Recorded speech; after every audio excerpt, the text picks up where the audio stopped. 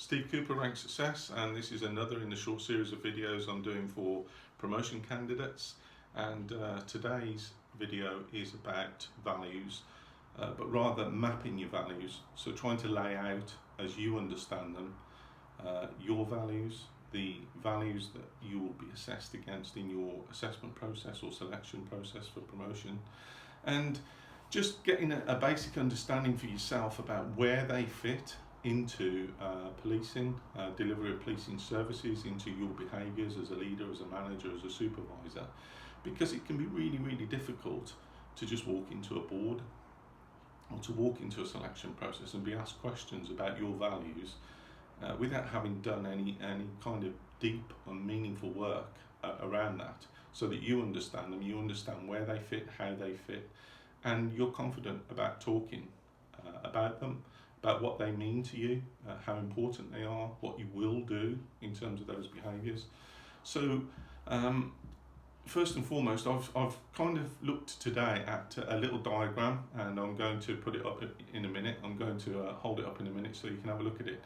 But I just wanted to say to you about the importance of you doing this work before your board. It's really, really important. So with the CVF, you've got your values of transparency, public service, integrity, impartiality. So there's 4 values.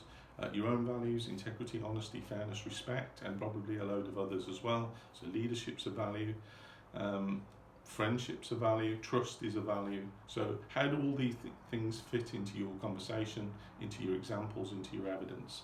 So some time beforehand just thinking about that is really, really important. And at the heart of all of it is you, nobody else, you. And when you start talking about values, as I've alluded to in other videos, previous videos, it's hard, it's not easy, because it's introspective. So when you get asked questions about your values, you can't go anywhere other than in here and in here.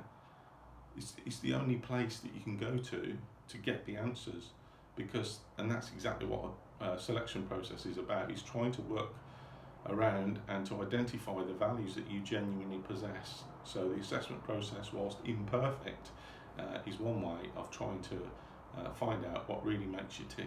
If you know that yourself, then you can be more confident in going into a selection process. So here is the just a little diagram, and I used this a long time ago in a dim and distant life for a promotion process successfully.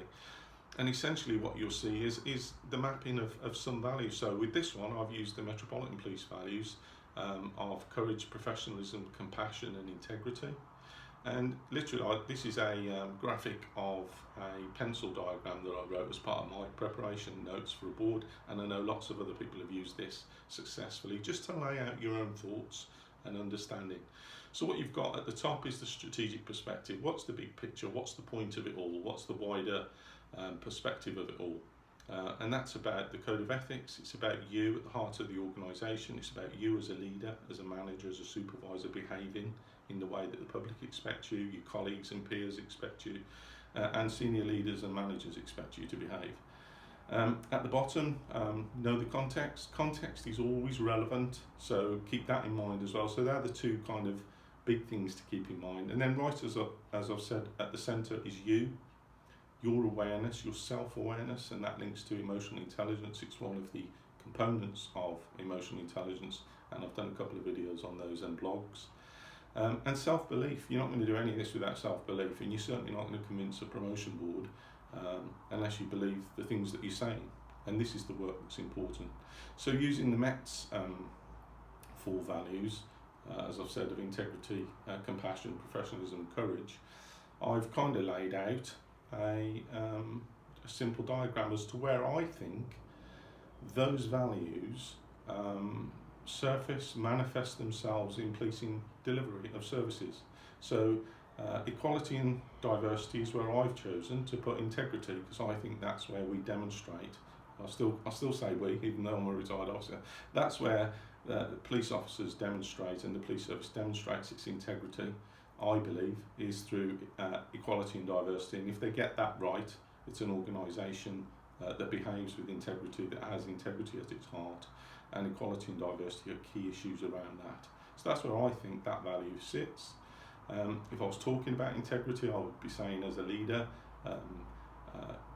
this is what integrity means to me, or for me, and it's important because, so people often say, how do I talk about values, Steve? And I say, well, simply just include them as part of your conversation. Why are they important to you? How do you demonstrate them in the workplace? So equality and diversity, you'll see in the orange there. Above that, you've got leadership and management, and I've chosen to put the MET's value of courage in there because I think decision making, leadership and management is where courage is displayed or where it's required in policing. So I've kind of firmly pinned that value up there with the leadership and management. You may disagree, but you're free to put it where you want to. Performance. I've put the value of professionalism there because I think that's where the police service demonstrates its professionalism in terms of how effective and efficient it is, in terms of using the resources that the public and public money provide. And I think also impartiality might go in there as well. Transparency might go in there as well. It's up to you what you put in there. And then in the red part, customer focus, I've put compassion because I think that's where the police demonstrate their compassion in serving the public is through customer focus, focusing on the vulnerable and other people, others in society, with compassion. So I think that's where that value surfaces, and that's where I'll be looking to kind of match my evidence with an example around that.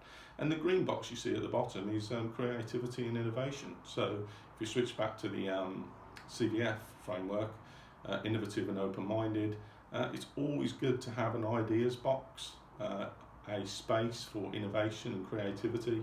You won't agree with everything the police service does. I'd be surprised if you did, and you may well have your own ideas about how things could be done better, differently or improved. Then get on and say it then, because once you're confident in talking about values and linking them to your own evidence, your own ideas, your own thoughts, you will develop and build that extra bit of confidence to be able to walk into a promotion process and talk about it in a way that's meaningful and in a way that kind of sits well.